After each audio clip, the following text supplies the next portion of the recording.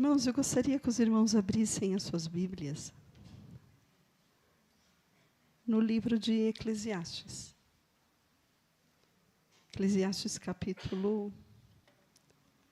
3, do versículo 1 e o versículo 3.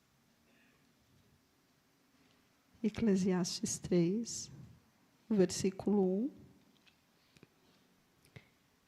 e o versículo 3. O tema da palavra que o Senhor colocou, irmãos, no meu coração é nas mãos do oleiro. Porque é nas mãos do oleiro que nós somos curados. Quando nós estamos na mão de Cristo, do nosso oleiro, do nosso pastor, nós somos curados por Ele. E é sobre isso que eu gostaria de falar nessa noite. Sobre um tempo de curar, sobre um tempo de derrubar e sobre um tempo de construir coisas novas. Tempo de curar, tempo de derrubar e tempo de construir.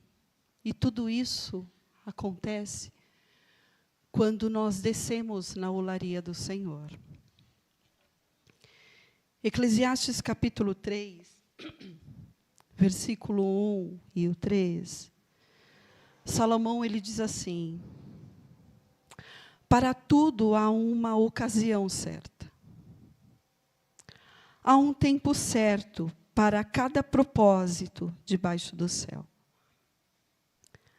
Há tempo de matar, tempo de curar, tempo de derrubar e tempo de construir. Tempo de matar, tempo de curar, tempo de derrubar e tempo de construir. Salomão, ele está querendo nos dizer que debaixo do sol ou desse céu que nós vemos, existem tempos, ciclos na vida da gente. Existem tempos de dores, de angústias, de sofrimento. E Salomão, ele viveu muito isso. Viu muito isso. E há tempos também de alegria. Nós vivemos também momentos que são bons. Nós não vivemos só momentos ruins, mas nós vivemos também momentos bons. E eu costumo dizer que, e eu já disse isso aqui, na Veritas, que eu tive uma professora que ela dizia que todos os momentos, seja ele de dor ou de alegria, ele deve ser acalentado. Ele deve ser cuidado, olhado, vivido. Porque a gente quer viver somente coisas boas, né? Somente coisas boas. E quando chega tempos ruins, a gente quer esconder. Nós não queremos viver esses tempos. Mas eles são necessários. E eles devem ser olhados também com cuidado. E nós precisamos dele. Tem um hino de uma cantora, há 7, 8 anos atrás, e esses dias eu estava na mesa da minha casa, conversando com a minha mãe, e ela dizia assim, nossa, esse hino, ele falou muito comigo numa época da minha vida, que ela estava em sofrimento. E tem um trecho desse hino que a cantora Alessandra Samadella, ela diz assim que a noite, para ela, já não era mais uma coisa ruim. Ela conseguia, Glaucia, enxergar a noite como uma coisa também boa. Porque nós queremos o sol, queremos aquele dia de calor, mas nós não queremos o dia de frio. Nós não queremos as nossas noites, que nós passamos sozinhas, às vezes. Mas elas são importantes. E ela dizia isso. nessa canção, ela dizia que ela não via mais problema, Solange, com a noite. Que a noite, para ela, passou a ser um momento também bom. E sabe, irmãos, teve um momento da minha vida que eu gostava da noite. Porque, para mim, era o melhor horário. Era o horário que eu ia chegar na minha casa, que eu ia deitar na minha cama, e que eu ia dormir, e aquele era o meu momento de descanso. Eu estava passando por um momento muito difícil, mas eu aprendi a descansar na noite. E Salomão, ele diz justamente isso, que na vida da gente há tempo de matar. Ele viveu uma época de muitas guerras, nações contra nações. Ele viu muitas mortes. Salomão viveu muito isso, ele viu muito isso. Mas ele diz que há um tempo de cura, que há um tempo de derrubar, mas há um tempo de construir, tempo de reerguer. E, às vezes, Deus quer curar em nós. Deus precisa nos curar. Curar o quê? Curar, às vezes, hábitos, irmãos, que são ruins. Curar os nossos medos, os nossos fracassos. Você sabe que, quando eu estava meditando nessa palavra, e eu acho que aqui há pessoas assim, eu passei por esse processo. Pode ser que muitos não vão entender o que eu vou falar aqui. Outros vão se identificar comigo. Teve um tempo na minha vida que eu passei por um problema tão sério, uma síndrome do pânico, e eu não falava para ninguém. Eu tinha 23, 24 anos. Hoje em dia, né, tem muitas síndromes, e hoje é muito falado isso. Você pesquisa lá, você já sabe qual é os sintomas. Mas há 30 anos atrás não tinha. E eu não falava para ninguém, eu tinha medo de sair na rua, sozinha. Porque quando eu saía, que eu colocava os meus pés para fora, para mim eu ia morrer. As minhas mãos suavam frio. O meu coração palpitava, me dava aquela sensação de pavor, de pânico, de medo. E eu tinha que voltar correndo para minha casa. Eu tinha medo de tomar remédio, porque eu achava que se eu tomasse remédio, eu ia passar mal e eu ia morrer. Eu tinha medo de ir ao dentista, porque uma vez eu fui ao dentista, tomei uma anestesia, passei mal, então para mim é um pavor. Era um pavor ir ao dentista. Então Deus, Ele quer, e hoje, irmãos, Deus me curou, viu? Não tenho mais essas coisas. Deus me curou, porque existem coisas que o medicamento te ajuda, mas ele não te cura. Ele é um paliativo, ele vai te ajudar, mas ele não vai te curar. E Deus, Ele me curou, e Deus quer curar.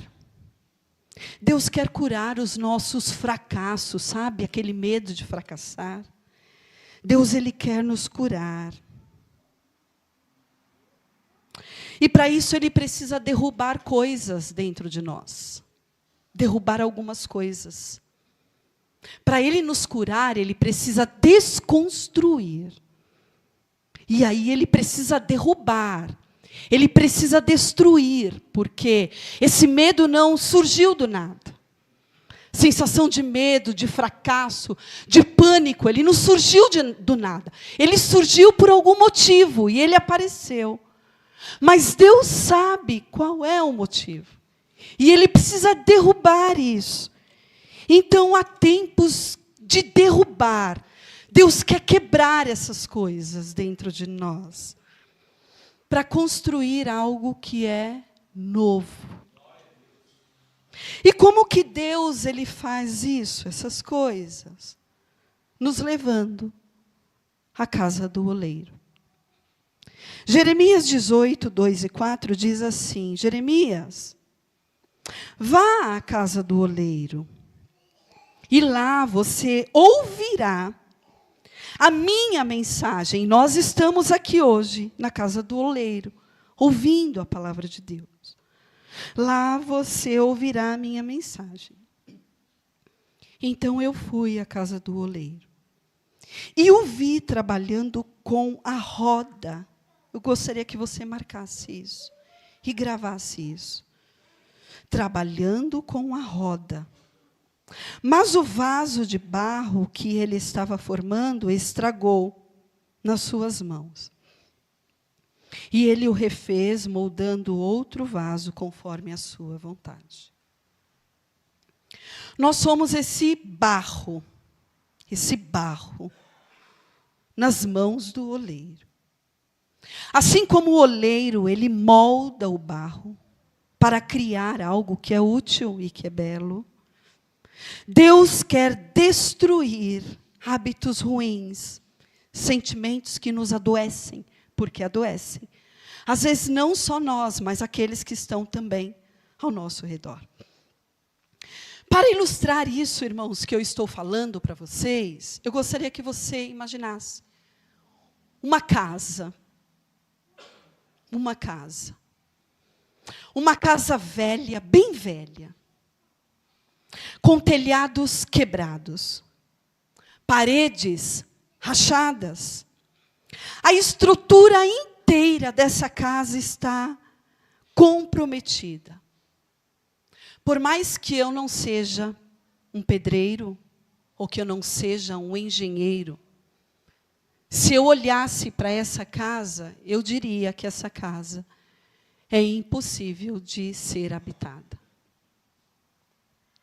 Quando eu comprei, irmãos, o terreno, quando nós compramos, o meu esposo comprou o terreno e a casa que nós moramos hoje, tinha uma casinha lá. Uma casinha. Bem pequenininha, bem velha, muito velha. Eu não cheguei a entrar dentro dela, só vi ela por fora. As paredes, casa antiga, mais de 40, 50 anos. Os blocos aparentes, as paredes rachadas. E aí, quando nós olhamos para aquela casa, que eu vi aquela casa, eu falava, isso aqui não serve nem como base, como um alicerce. Aí ele chamou o trator, irmãos, e o trator com uma pá, deu só uma, irmãos. Quando ele desceu aquele, como que chama aquilo? O braço dele colocou aquela casa no chão, porque não dava mais. Assim, às vezes, somos nós, eu e você. Eu e você. Somos casas, às vezes, que não dá para ser habitadas. E por quê? Porque o nosso alicerce, os materiais que foram, na maioria das vezes, utilizados nas nossas vidas, foram materiais errados e que não servem, às vezes, para nada. Por exemplo, quantos de nós aqui fomos criados em um lar sem amor, nem de pai e nem de mãe? Eu conheço pessoas que foram abandonadas pelos pais, que passaram de casas em casas até os 5, 6 anos de idade. Até que um dia que ela foi resgatada pelos seus avós. Há pessoas que estão nessa situação, ou que foram criadas nessa situação, sem amor, sem carinho, sem uma estrutura familiar que me dê uma base segura, sólida, sem proteção, sem pai, sem mãe, sem quem o defenda, sem quem o proteja, sem quem o cuide, sem nenhuma provisão, sem comida. Quantas são realidades de muitas aqui, que às vezes comem uma vez por dia. E às vezes por isso Deus ele precisa desconstruir isso aqui. Deus precisa desconstruir essa casa, que está em ruínas. que ela está em ruínas. Por que Deus precisa desconstruir? Para que ela possa avançar, para que ela possa crescer, amadurecer, se tornar uma pessoa confiante. Eu vou porque eu consigo. Mas para isso, às vezes, Deus nos leva a lugares que nós não queremos estar. Porque são lugares para nós que são profundos, muito profundos. Lembranças, às vezes, de violência, de rejeição, de palavras que marcaram a nossa infância, a nossa adolescência. Tantas faltas, tantas perdas, tantas traições, tantas decepções. Há pessoas que estão aqui hoje, que são bem resolvidas, mas outros não. Mas outros não. E essas pessoas, Deus quer curar. Deus quer nos curar. Mas nesse processo de cura, destruição e construção, há várias etapas na vida da gente que nós precisamos passar. Tinha várias aqui, e eu tenho apenas 8 minutos ou 10, acho que eu não tenho nem isso. Primeira etapa é a escolha do vaso, do barro, que precisa ser moldado. Jeremias 1,5 diz assim: antes de formá-lo no ventre, eu o escolhi.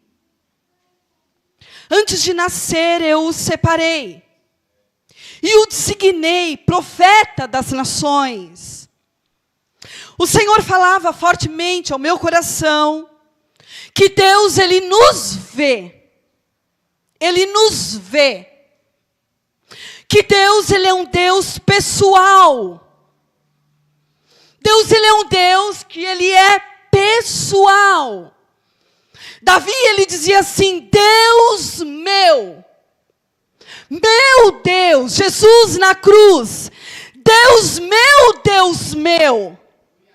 Há momentos que Ele é Deus nosso, mas há momentos que Ele é um Deus pessoal.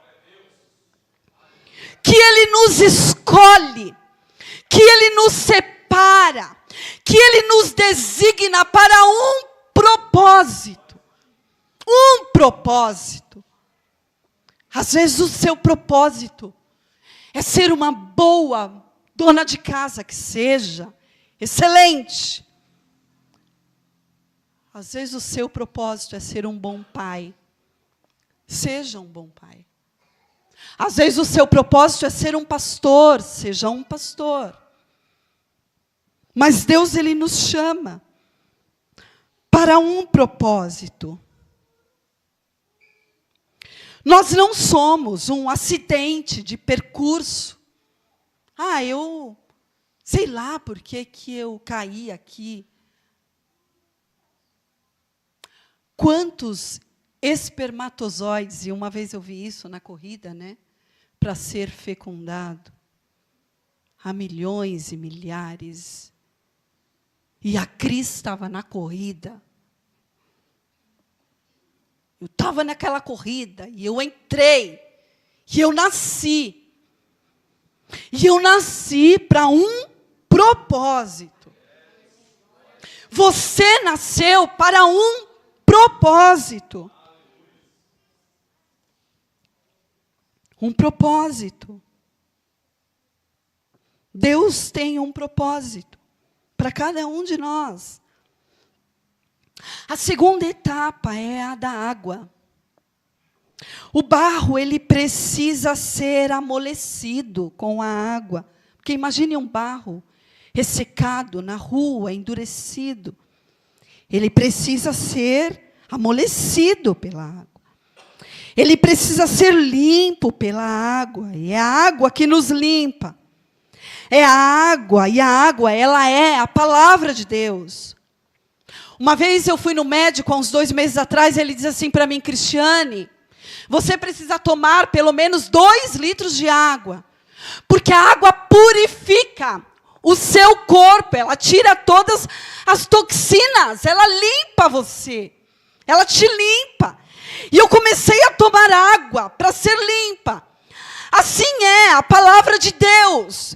É essa água que nos limpa. Que nos purifica.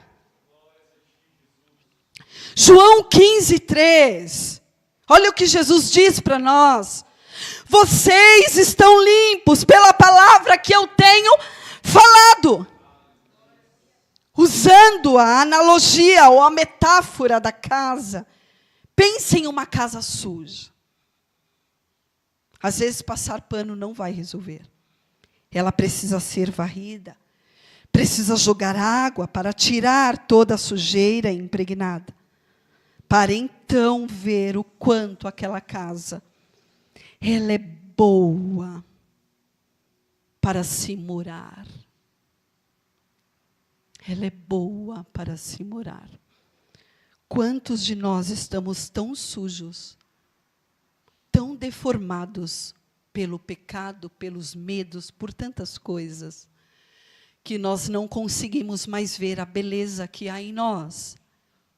E nem os outros conseguem mais ver. Deus, Ele quer curar todos os nossos medos, os nossos traumas, as nossas doenças físicas, emocionais, transtornos mentais.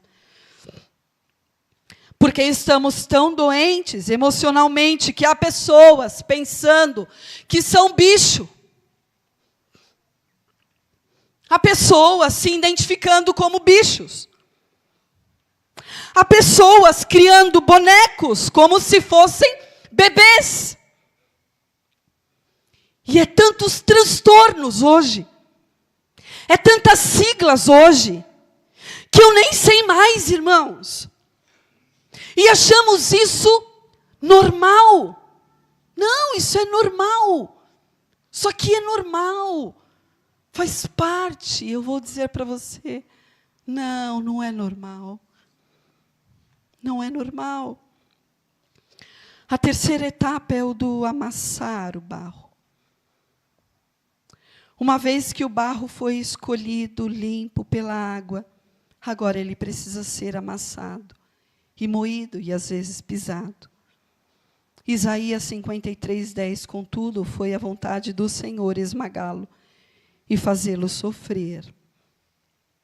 O oleiro, ele vai amassando o barro, batendo no barro, socando o barro. E a hora de parar é quando o barro está preso nas suas mãos.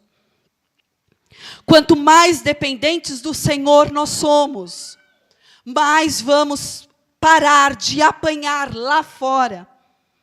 Lá fora. Deus está nos chamando para um relacionamento íntimo com Ele. Pare de resistir naquilo que não dá mais. Chega. Para que você possa ir para a próxima etapa da sua vida. E eu vou me deter aqui uns minutinhos. Porque aqui o Senhor falou muito comigo. Chega a quarta etapa, que é o momento de irmos para a roda. Jeremias 18:3. Então eu fui à casa do oleiro e ouvi trabalhando com a roda. Quando o vaso ou barro chega ao ponto desejado pelo oleiro, então ele é colocado em uma roda. E não dá simplesmente para o oleiro jogar o barro naquela roda. Jogá-lo lá. É necessário alinhá-lo. Centralizá-lo na roda. Na roda que vai girando muitas vezes devagar. Até o oleiro conseguir centralizar todo o barro naquela roda. O mesmo acontece conosco. Deus está querendo nos alinhar, nos colocar no centro da sua vontade. Mas nem sempre o centro da vontade de Deus é o melhor lugar de se estar, porque não é bom. Você tenta se equilibrar e às vezes não consegue. Mas Deus está querendo nos alinhar, nos colocar no centro da sua vontade. E nós custamos a ficar nessa roda. Saímos de fininho, sem perceber, e ficamos perdidos, distraídos. Não queremos a vontade de Deus para nós. E fora do centro da vontade de Deus, nós vamos desmoronar inúmeras vezes. Com o barro no ponto certo, o oleiro começa a moldá-lo. O oleiro, ele coloca uma mão do lado de fora, e a outra mão, ele entra e rasga o meio do barro, penetrando profundamente em seu interior. E ele então vai apertando e fazendo pressão. E o interessante é que a mão que mais faz pressão é a que está dentro de nós. Atrelando isso ao nosso processo. A obra maior que Deus quer fazer não é fora de nós, mas é dentro de nós. E o interessante é que quando eu estava meditando e lendo sobre isso, a beira do vaso é chamada de boca do vaso. Eu falei, o Senhor está falando comigo. A boca do vaso. Porque até então o barro não tem boca. Ele é apenas um barro nas mãos do oleiro. Ele está deformado, ele não tem uma estética. Ele não tem uma formatura, ele não tem nada, ele não tem uma base, ele não tem pés. Ele não tem boca.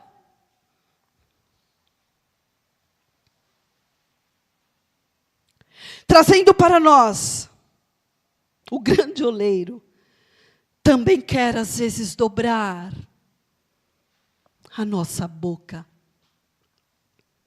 Ele quer nos dobrar. Quando ele enfia a mão, ele vai moldando a boca do vaso. E ele quer moldar a nossa boca. Moldar a nossa língua. Moldar o nosso falar, o nosso murmurar, o nosso reclamar. Oh, irmãos, como eu me vi aqui. Falei, Jesus. E o pior é que cada etapa que nós pulamos, nós voltamos para o início. Eu falei, Senhor, eu já sei onde eu estou. Jeremias 18:4, mas o vaso de barro que ele estava formando estragou em suas mãos e ele o refez, moldando-o outra vez de acordo com a sua vontade. O oleiro vai tirando de nós todo o excesso, de dentro e de fora, que é prejudicial. Porque existem coisas, irmãos, que não é só prejudicial, como eu disse aqui no comecinho para nós, mas também para aqueles que estão ao nosso redor. Exemplo, nossas compulsões. Tem pessoas que não conseguem sair do celular, jogando o tempo todo, no celular o tempo todo, ou na televisão, ou na internet o tempo todo. Compulsões, quantos de nós? Quantos de nós fala demais? Falamos muito. Eu estou fazendo estou tentando fazer o jejum da fala, do reclamar. Estou tentando, irmãos. Excesso de controles. Tem pessoas que quer controlar tudo. O que come, o que veste, quando vai deitar, que horas que vai acordar, o que vai comer. Tem pessoas que são manipuladoras, ela manipula, ela sabe como manipular. Sensualidades, discórdia, excessos de raiva. Deus quer nos curar, mas para isso Ele precisa derrubar paredes frágeis, alicerces que estão contaminados pelo pecado que nos adoece. Ele quer que sejamos conhecidos como reparadores de muros. E eu achei isso tão bonito. Isaías 58, 12. Seu povo reconstruirá as velhas ruínas, estruturas e alicerces antigos. Vocês serão chamados de reparadores de muros, restauradores de ruas e moradias. Deus quer que nós sejamos usados por Ele para reparar muros, para reparar casas, para estender as mãos, para ajudar pessoas. Como que nós somos conhecidos? Conclusão. Em vez de criticar, reclamar, começa a reparar as brechas. Não abandone a sua família, seus filhos, seus pais, sua casa. Promova, seja uma pessoa que promova a reconciliação em relacionamentos. Que promova a restauração espiritual de alguém.